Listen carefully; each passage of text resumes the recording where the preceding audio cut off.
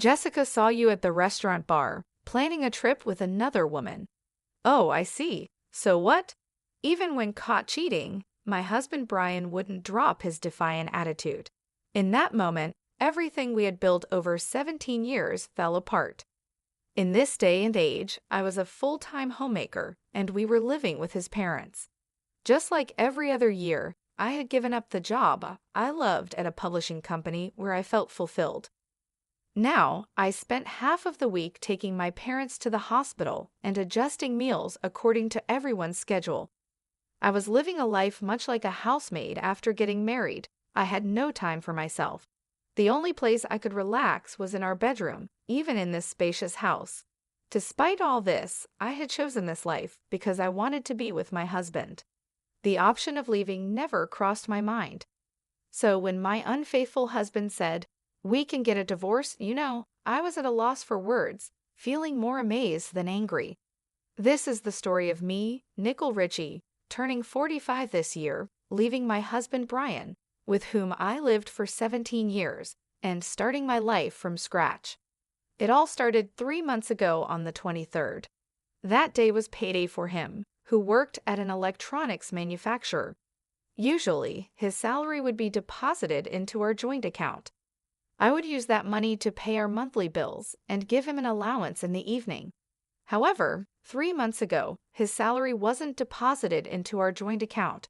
I thought there must have been some technical glitch, so when he got home in the evening, I asked him about it. "What do you mean you changed the deposit account without saying anything to me?" He had switched the account to his personal one. "But what about our payments? These bills are due on the 25th. I couldn't keep up with the sudden change and just thought of the immediate concern.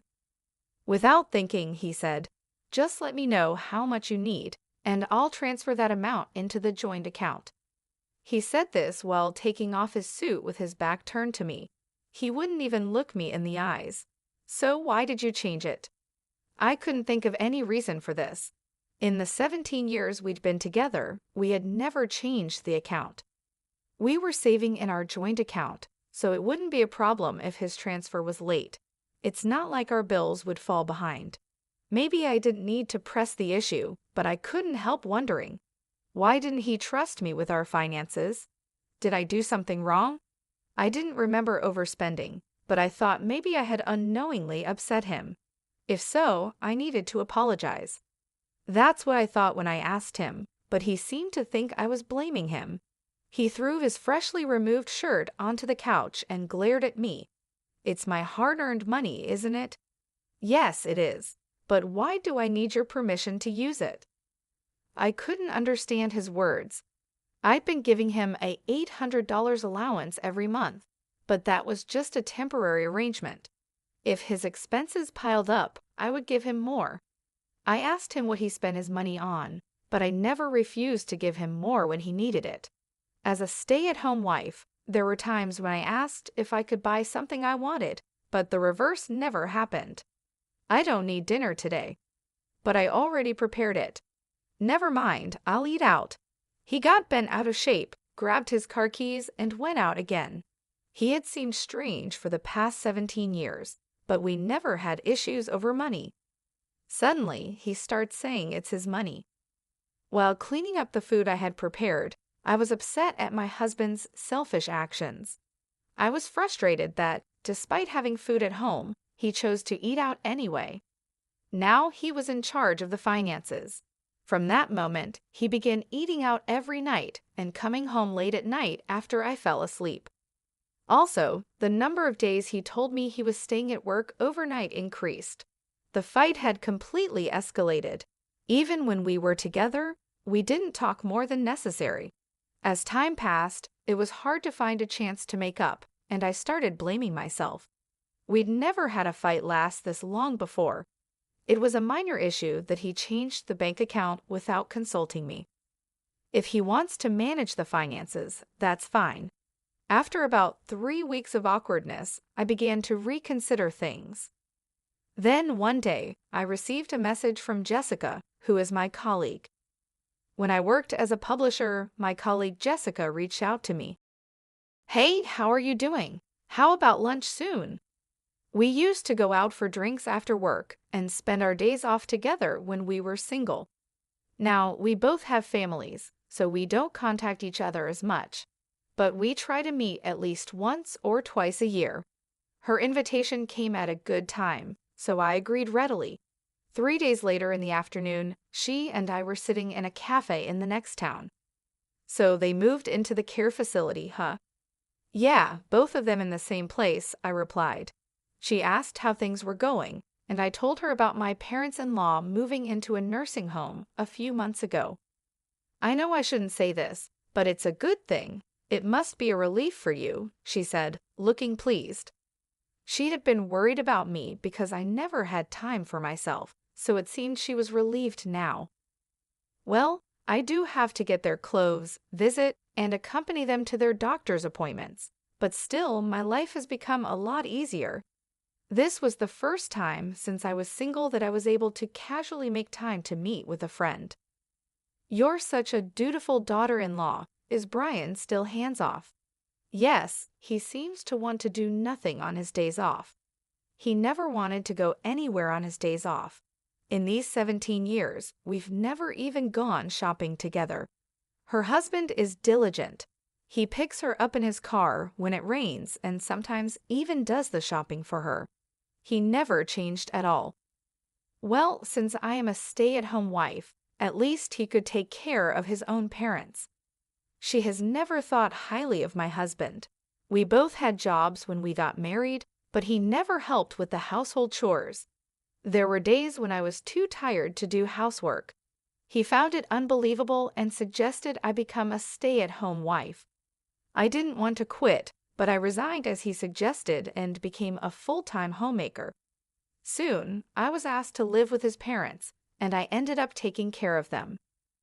The reason I couldn't talk back to my husband was because of the significant difference in our incomes. He is 7 years older than me. By that time, he already held a position at his company, and his income was more than double mine.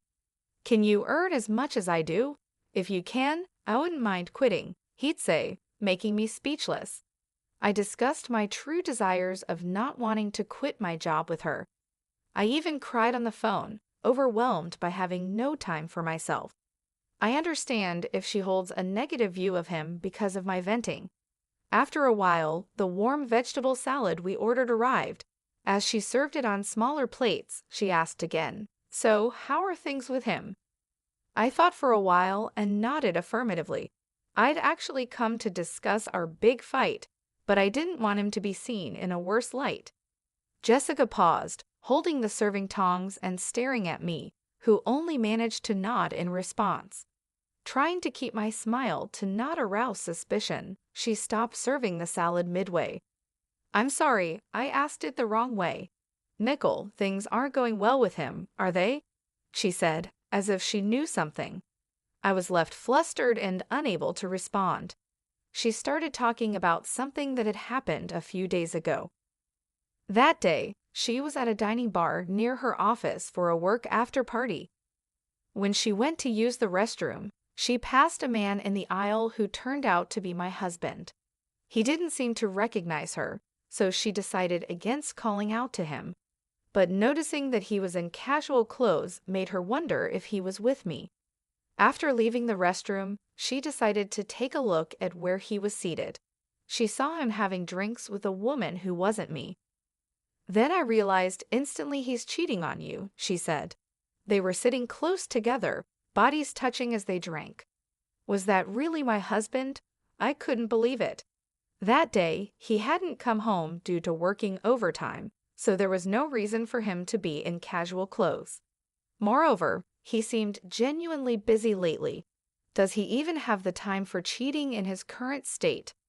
Although we've been on bad terms recently, I can't imagine him resorting to cheating.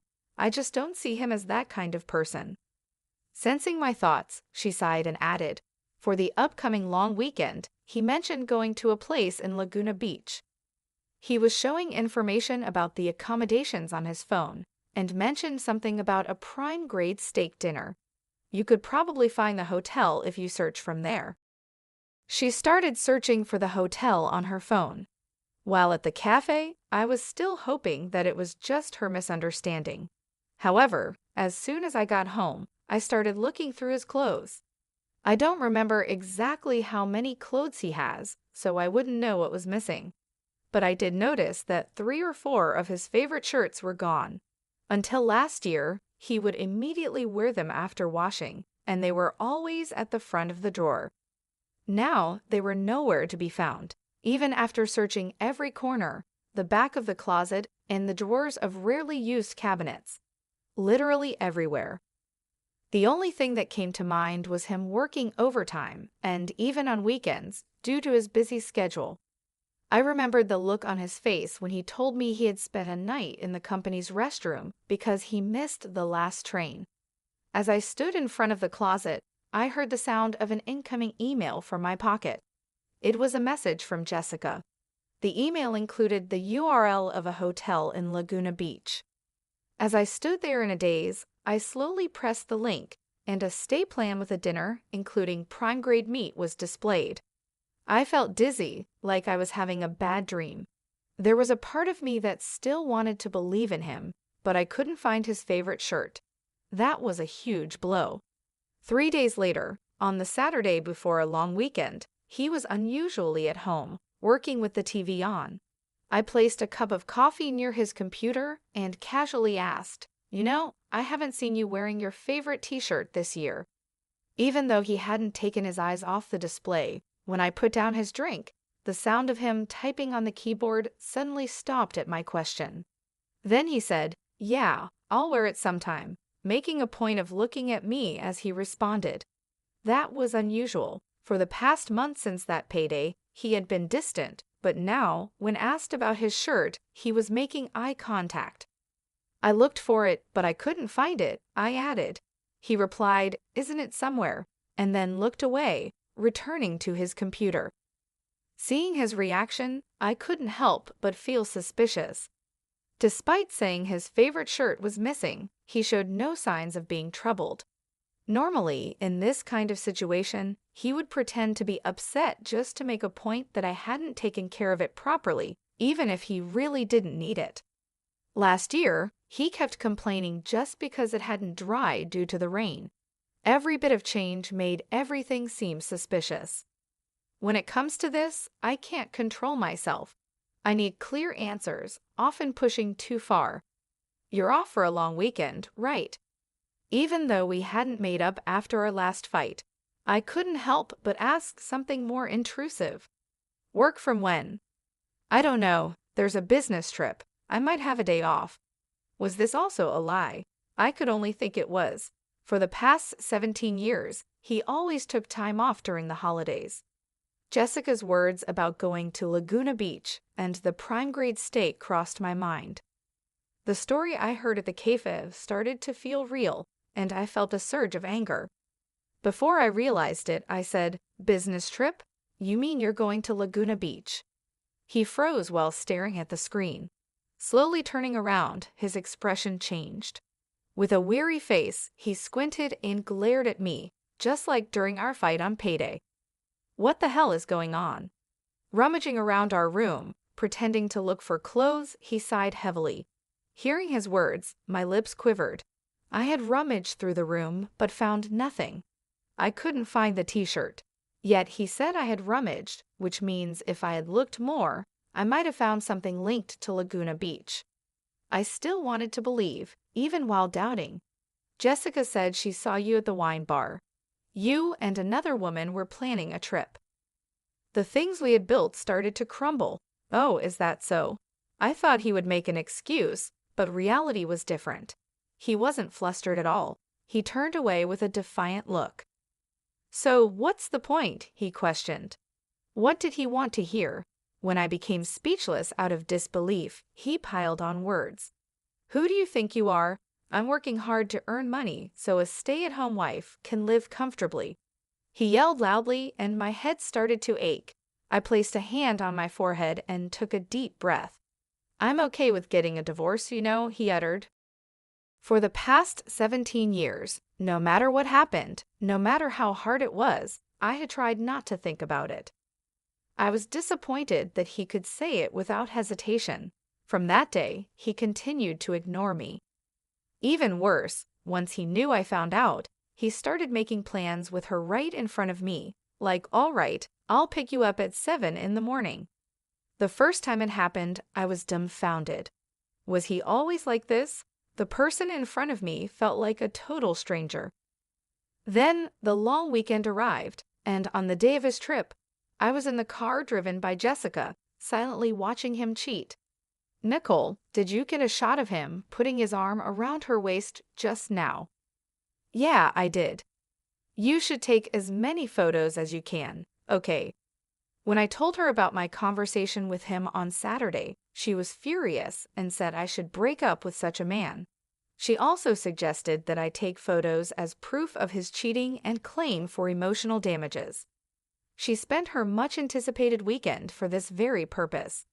The woman he was cheating with looked to be in her late 25s or early 30s, slim and wearing revealing clothes. He kept stroking her long hair with a gentle smile on his face. Since he left the house, I also left promptly and watched everything.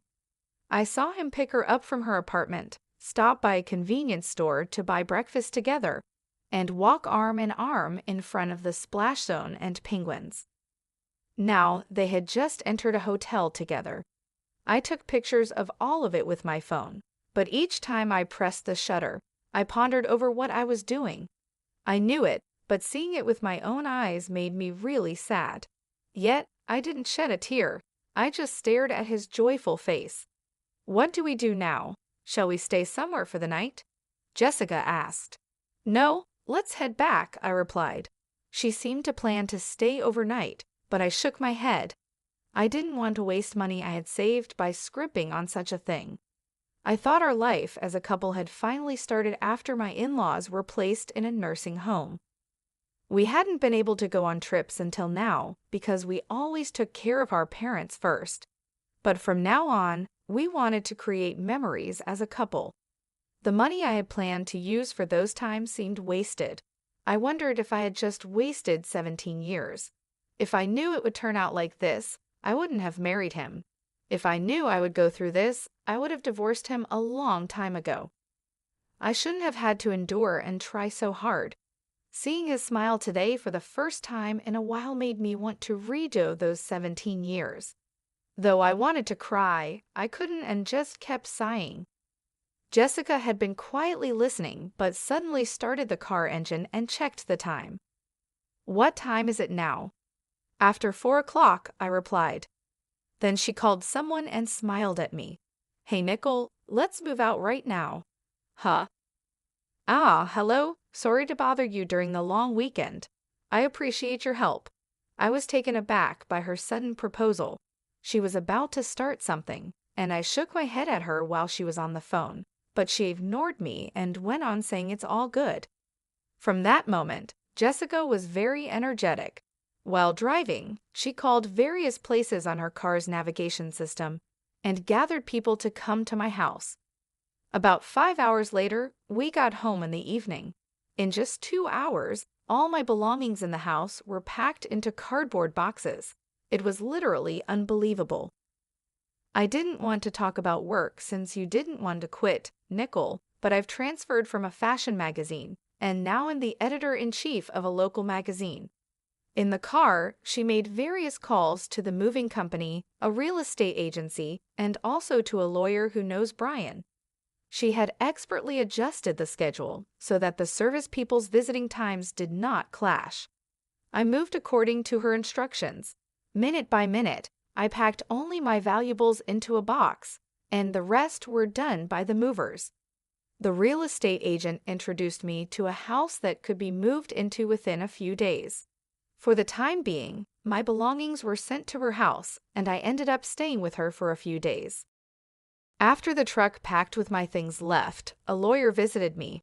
They gave me advice about things like claiming alimony after divorce, guiding me towards a method that would be the least burdensome. I was amazed at how much could be done in just a few hours. I knew she was a very active person from when we used to work together, but her ability struck me as incredible. However, Looking around the room that was now half empty, anxiety slowly began to creep in. He's definitely going to be mad. The cost of moving was surprisingly low. The studio apartment was affordable, and even the consultation with the lawyer was free.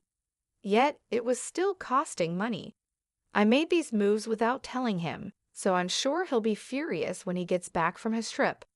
As I felt our relationship falling apart, I became depressed. Jessica slapped my back and said, "Hey, being a homemaker is a respectable job too. The money you've saved from being frugal is also yours. Plus, it's his fault. He said he'd transfer the necessary money, right? So let's have him pay even for the cost of living on your own." After being strongly persuaded by her, I took one last look around the house. I remembered how hard it was to rearrange things in the early days. Now I realized I had put my toner on the bathroom vanity without hesitation, and the shoe rack was filled with my shoes. I had always seen myself as a maid, but maybe I had actually become part of the family. Imprinting the image of the home I had lived in for 17 years in my mind, I nodded vigorously at her. Then, on the last day of the long weekend, I left the house I had shared with him. I was still staying at Jessica's place when he called. I picked up with a trembling hand. "Where are you?" he asked with a grumpy voice. Without answering his question, I said the words Jessica and I had decided on beforehand. "You said you were okay with a divorce, right? And that you would transfer the necessary money. I am divorcing you. Please provide for the cost of me living alone." "What? Stop talking nonsense and come back." He seemed to think this was just a runaway. I cut off his voice and spoke my final words. "Please have your new partner take care of your parents from now on. Thank you for 17 years. While he was still talking, I hung up. He called back several times, but I didn't pick up. I felt guilty about ending things unilaterally like this, but looking back, I had always accepted his one-sided demands ever since we got married. So I tried to think it was fine, at least in this last moment. The following year was a whirlwind. I negotiated with him through a lawyer, and finally got a divorce with alimony and living expenses assured. I had no peace of mind until I found a job, but I've been working as an office clerk at a local factory and slowly buying what I need with my monthly salary. "Nicole, can you make the deadline this month?" "Yeah, I'll make it, but I think I'm going to barely make it by the deadline. I don't have time to chat on the phone." All right, I'll go now. You have your piece this month too."